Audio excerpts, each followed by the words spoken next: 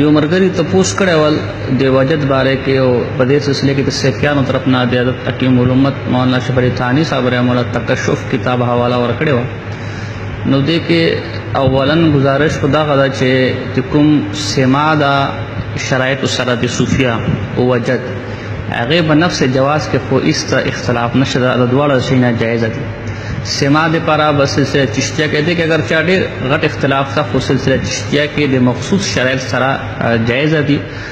شرایط په تفصیل کې کشف المحجوب کې لیکل شوی دی او اندا کشان د احیاء علوم الدین کې لیکل شوی دی او اندا کشان د امام غزالی رحمه الله چې یو بل کتاب دا کیمیا سعادت باقي کې تفصیل سره بده باندې باقاعده ابواب قائم دي تاسو باقي کې مطالعه کولای شو. بل چې کوم وجد دا وجد دام جائز دا خوده کې دا مسله واورو چې وجد جو غیر اختیاری فعل ده، یعنی انسان کله تلاوت کله خپل نظم اشعار واوري او الله په مینا الله په محبت کې هغه ځان باندې کنټرول ختم شي، دا یو غیر اختیاری کیفیت ده. دې کې د بنیادی خبره دا غلط چې بده کې انسان باندې خپل څه کنټرول نه وي، خپل اختیار کې څه نه وي. وجد ګډا تا ډمتوب ته وجد نه بلکې هر یو کیفیت استانه چې الله د خوف د وجنه بستا کې پیدا شي غینه وجد تا ونه کو است قرآن تلاوت باورستا په جسمانی میګی راوخی دي امور د کنه رونګ ټکړه وګي په جسم یار ماګي وختلو میګي وختلو دا وجد ته قرآن واورستا د سترګو نو خو بيدل دا وجد تا انده کشان ته جسم خوردل دا وجد تا وانده کشان کې ته خپل اختیار نه حالت نه بهر شولې او چغې چالو کړلې یا ټوپانه چالو کړلې دا وجد تا. خدا حالت غیر اختیاری ده. بده کې کشف المحجوب والا چې تصوف کې انتهائی مستند کتاب تا او د سیکان بدن شردی انکار نه کوي، دې کې دا حالت غیر اختیاری ده، بده نه ثواب ده بده نه ګناه ده، دا حالت ده. بده کې پہلا خبره خدا واورو چې کوم وجد تا هغه غیر اختیاری ده او چې کوم سیفیان والا چې کوم وجد وی امو په سمجھ کې نه دی هغه غلا دوه وجد څه خبره بس بنیادی ځکه په وجد کې پہلا شرط دا غدا چې تجو کل اشعار د خدای بعشق او محبت کې واوري یا تلاوت پاره باغ تامن دا کیفیت تاریخ چې کوم سیفیان چې کوم مجلس شغل وغو ناس وی اس بالکل د عام خلق ونه کې ناس وی التا اشعارم چلیږي تلاوت قلتوین التا خلق اشعار مختلف طرز باندې مختلف انداز باندې دو ناس بدو اس تک کیفیت ناراضي پرتشي لاړ شي مخامه خبا بدی ناس هغه سره لاس ملک एकदम طوفانه چلو. نو دا حالت غیر اختیاری نه د اختیاری حالت ده. تا بخپله بدان راوست یک کیمرې والا باندې وجد ناراضي غاندا سي ناس خالص سپیکر مخامخ ته ناس پیغام نه وجد ناراضي غاندا سي ناس تمام داسې ناس اس تک کیفیت درمانه ناراضي خو چې ما کلاس ور سره ملاو एकदम طوفانه چالو شي. ځکه چې کوم وجد صوفیا او بخپل کتاب تو څومره ته مجلس وګوره صوفیا په وجد کې پہلا شرط دا لیکل دا چې سما باندې یا بتلاوت باندې سړی باندې دا کیفیت تاریخ دو یو مجلس هم تاسو مالا مثال راکو په یو مجلس کې نه بس سما باندې دو باندې وجد طریقې نه بتلاوت باندې نه بل شي باندې دو ناس به خپل غب شپ لګي خو چې پیر سات لاړ شي پیر سات الله سم لګي एकदम ټوپانه چلو دا وجد نه دا تواجد دا جایز نه ده. بل ګورا په وجد کې اختلاف هم ده. چنانچہ سورہ زمر آیت نمبر 23 کے علامہ بغوی بدے معنی شدید رد کرے دا. اگر چا قاضی ثناءاللہ پانی پتی رحمہ اللہ کا جواب کرے دا خو بہرحال اختلاف موجود تک نا او دے وجہ اللہ وجہ د شیاطین غویل دا شیطان حرکتونه دي. اندک کا شانتے تے امام ابن حاج المدخل کے جلد نمبر 3 کے اور صفحہ نمبر 116 کے بدے معنی شدید رد کرے گا. دا وجد کوم دا بالکل بدعت ناجائز دا. نبی اکرم صلی اللہ علیہ وسلم مجلسونه دا سنو فصل واما الدف والرقص بالرجل وكشف الراس وتحريق الثياب فلا يخفى على ذي لب انه لاعب وسخف ونبذ المروءه والوقار ولما كان عليه الانبياء والصالحون. رواه تفسيرا علي بن ابي طالب رضي الله تعالى عنه قال كان مجلس رسول الله صلى الله عليه وسلم مجلس حلم وحياء وصبر وأمانة لا ترفع فيه الأصوات ولا تؤين فيه الحرم يتواصون فيه بالتقوى متواضعين يوقرون فيه تا مخکې تفسیر کړه نو دیم به دې معنی شدید رد کړی دا نو دې کې یو د شریعت یو مزاج واو چې کوم عبادت غیر ضروری مباح او هغه نه یو فساد پیدا کیږي نو شریعت دا اصول لیکل دا چې هغه عبادت هغه کار بس نه کوو دا اصول تفسیر نور العرفان کې چې کوم د سیفیان او حکیم الامت تا مفتی احمد یار گجراتی غم تسلیم کړی دا کہ ہر وہ غیر ضروری عبادت جس سے مفاسد پیدا ہوں تو ان کو چھوڑ دینا چاہیے. اس وجہ سما فلانکے ڈانگڑے دا ضروری دا یہ دو حرکتوں دے وجہ دو ویڈیوگانو وجہ خلق دے دین اور دے شعار اسلام تو کی کئی مذاق اڑاوی دا پورا مولایان داسی دا پورا جمعہ تک ڈرامے اور تماشی کی نو وجہ چ نہ ضروری دا نہ سما چ ضروری دا او دینه تمرا غټه مفسده پیدا ویږي چې خلق دې دین او د اسلام او د علماء بے عزتی کوي توهین کوي نو په دې اصول باندې کدا بالفرض مباحه او جواز میں دا مجالس خو بده ځکه دنه یو غټ مفسده پیدا ویږي یو غټ فساد پیدا ویږي چې دین او د شعار اسلام خلق مذاق اڑاوي ځکه بده صرف منه بدار موجوده چې کوم مجالس دي دا باندې ناجائز دي. بلا گرا سما مجلس کے بکشف المحجوب کے اندک کشان کیمیا سعادت کے منتا کشا کے احیاء علوم الدین کی پورے باب تھا آداب السما والوجد او بنیادی شرط دا یا خداب سما و وجد کی چکم دے سما و وجد والا محفل ہوئی آگے کے با عوام نرازی پہلا شرط دا آگے کے با صرف صاحب نسبت ہوئی صاحب تعلق بھی آغا کسان بھی اغنى علاوہ عوام بنوی پکے دے چاہ نسبت نوی و چاہ قلب مصفا نوی منقا نوی ابنا باغ مجلس کے حاضری کی کہ آغا خلق پکے دی یا چکم سما مخالفین دی آغا باغ مجلس کی راغلون دا مجلس پر نقصان دی. دو مجلسوں تو گورا دا بنیادی شرط دو یو مجلس مدی شرط مانے دا دو مجلس کے خرم تلیشی سپیم تلیشی سڑیم تلیشی ہر قسم سڑے و اکثر پکے دے عوام و مجمعی دا پہلا شرط کو بنیادی دے سما شرط دائے تو مجلس کرنا دویم بنیادی شرط غدا کیا کہ امردان نہیں ورنہ کہ بیریشا علاقان بنوی خکول علاقان بنوی دو مجلس وغیرہ اکثر چکم نظمونہ ناتونہ پکی بیریشا علاقان و باقاعدہ بنیم علاقان امانا وجہ دا مراشی پیر ساتھ راس ملاو کہ بدگی دو دمتوب چالو شی دا بنیادی شرط پکی دا کہ عوام بنے دو باقاعدہ باقاعدہ کیمرے لگا ولی بھی باقاعدہ ہر پی سڑی ترن راترن بھی نو دا پہلا بنیادی شرط بدے کہ مفقود دا اضافات فات الشرط فات المشروط بدی اسلمانے با صوفیاء و نظم دا مجلس ناجائز دا جائز دا. بل دریم امام غزالی رحمہ اللہ احیاء علوم الدین کی لکلے چھ وجد باندے بسڑی مانے دے غیب دروازے کلاوشی و اغلا کشف ملاوشی اللہ دکم ملا اعلی دا اغا سر ڈائریکٹ تعلق پیدا شی اغا دسترگینا دنیاوی پردہ لری شی و ملا اعلی اغا اسرار اغا تجلیات اغا رموش پاگا من کولاو شی تاسو دو صوفیان نا پختنا کو سیپیان نا بدو من دا حالت رازی اس کلام بدو من دا حالت نرازی تاکہ دا وجد نہ دا بلکہ جہل سازی دا تواجد تا. بل دے پارا مایو زبردست انتا کشان تفسیر قرطبی کی لکلی دے موسیٰ علیہ السلام یودلی واس کول بنی اسرائیل کے وہ قسمانے حالت تعریف لخپل کپڑے کالے وش لولی نو اللہ تعالی حضرت موسیٰ علیہ السلام تا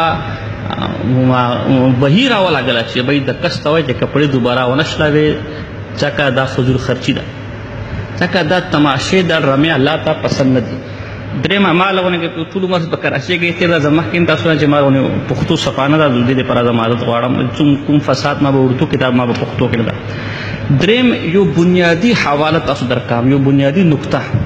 چې دا وجد او دا سما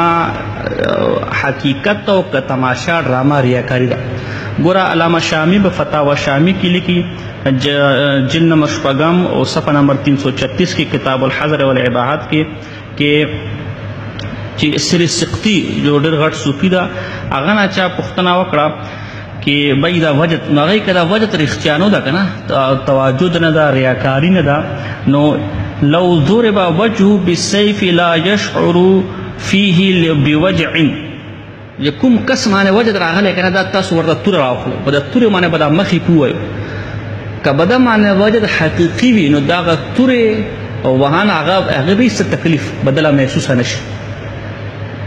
د وجد بنیادی شرط او زه دوست پیان ته یم بلې چا باندې وجد راځي زه تورې خبره نه کوم د تلوار خبره نه کوم د سیف خبره نه کوم یو مضبوطه ښه سوچا غوانې کې څپلی چمړې والا یوسو او د مخې پرې دوه وویل زه به دوله ګورم دو باندې څومره غټ وجد راغلی به مخ سات کې به دا وجد باندې هر څه به وړه شي ځکه دا وجد 2 نمبر ده جعلي ده فراډ ده دا وجد نه د ریاکاري ده زه دوله پوښتنه کوم د دنیا کې صوفیا صرف دو دي دو مجلسونو کې خلکو باندې ودا نور دنیا کې هیڅ کوم صوفیا او هیڅ کوم قلب جاری کول ولا نه دي نور خو مالا کې مالا مثال وخو کنه اندک شان ده 1400 کالو کې صرف دو د صوفیان راغلي چې دو سره الله سره ملاږي एकदम په وجد تاریخي صابون وو تابین وو عایم وو هاو به باندې وجد براتله انفرادي تکا مجلسونه او تکا عوامي مجلسونه منعقد کوانا او تکا شان د کیفیت کوم دو خي دوله ما چیلنج د 1400 سال کې یو مجلس مالا 10 وخت چې کوم مجلس دو پرنګ باندې مجلس ځکه دا بدعت ناجایز دی هیڅ ثبوت هم نشته بل دو ځان ته دي نقشبندیان دي مو سلسله نقشبندی ده نو زه اخر کې دوله د حضرت مجدد الفسانی رحمه الله وحواله ورکم چې مال وایي دو نقشبندی سلسله باندې قائم دي وکنه دا مجدد الفسانی مکتوبات دا او د جلد دوم دا او مکتوب نمبر دا 285 دفتر اول دا دیکھ تعلیقی کہ معلوم ہونا چاہیے کہ مبتدی کے لیے سماع اور وجد مضر ہے یعنی جو کو ابتدائی د صوفیت په یاره کې راغلي هغه د لپاره سمام نقصان ده او وجد هم نقصان ده و دو ټول چې کوم ناس خلک ټول هغه مبتدی دي منتهی پکې څوک هم نه دي اور عروج کې منافع ده ترقی منافع ده اگر چا سماع کے مطابق شرائط سماع کے مطابق اگر چا د سماع شرائط په مطابق هم بیا ابتدائی کس لبدے دے مجلس کے اتنا زیادہ نقصان ده تو دو کې خود سماع شرائط موجود نہیں اور بیا مکہ ډېره زبردست خبره لکھی کہ ان شرائط میں کونے کی اگر سماع تفصیلی شرائط لکھی بغیر لکھی ان شرائط میں سے اکثر آج کل کے سماع سننے والوں میں مفقود ہے تو چکم سماع و وجد شرائطی دا نن سبا په زمانے کی اکثر په خلقوں کی نشته دی مفقود دی بلکہ اس قسم کا سماع اور رقص جو اس وقت عام ہے بلکہ جو کم قسم سماع اور رقص یعنی وجد رقص مانا ډمتوب گڑا کومه طریقې باندې د خلک نن سبا ګډي کترنګ سپچان د نن زمانه کې دا عام ده تاسو وګورئ په نن زمانه کې دا ګډا او دا سما او دا ډنګاڼه سے بس سپیانو کې هم د نور بتاسو تمنا غټ صوفي وي داسې مجلس په تاسو یو ملاونه شي اس قسم کا اجتماع جو آج کل مروج نن سبا جو کوم اجتماع مروج ده کوئی شک نہیں کہ سراسر مضر اور تربیت باطنی کی بالکل منافی ہے دیکھ هیڅ شک نشتا دا د شک نه بالکل ماورا خبره ده چې دا سراسر نقصان ده او دې کې دا د تربیت باطنی بالکل خلاف ده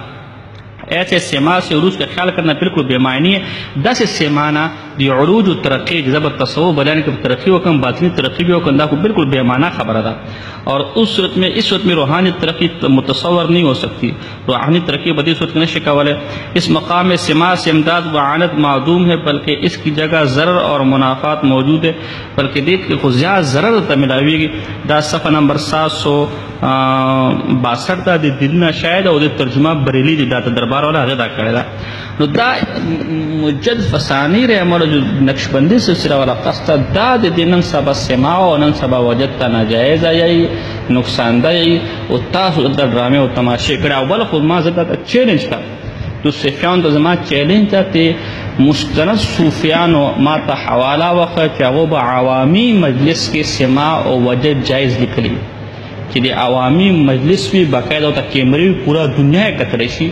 آقا سماع او باقی کې دغه وجه د تماشې جایز زه ان شاء الله به قیامت ترځه پورې مالا یوم ها زه د سماع او د وجه درایت نه غواړم سماع زم منم وجه زم منم تاسو به مالا راوخورئ د سماع په قرآن کې دغه دلیل ده د وجه په قرآن کې دغه دلیل څوک منکر دي زه خو ته وایم چې سماع ما کابرم منلې زه منم وجه ما کابرم منلې زه منم دا تاسو چې کوم مروجه طریقه ده چې کیمرې پکې او هر قسم کې سپیو سړی ما دو یوسف نصار الحق تا ایمو په کراچۍ کې پاتې کېږي دی اپنا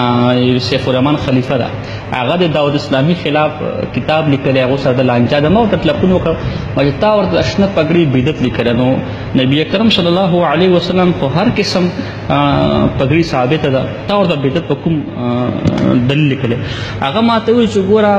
وړاندینې زمانه کې به د شنې پګړې شین چادر دا به سیدانو نشانی محمد چې بالکل کتابونه کې سیوطي لیکلي دا بالکل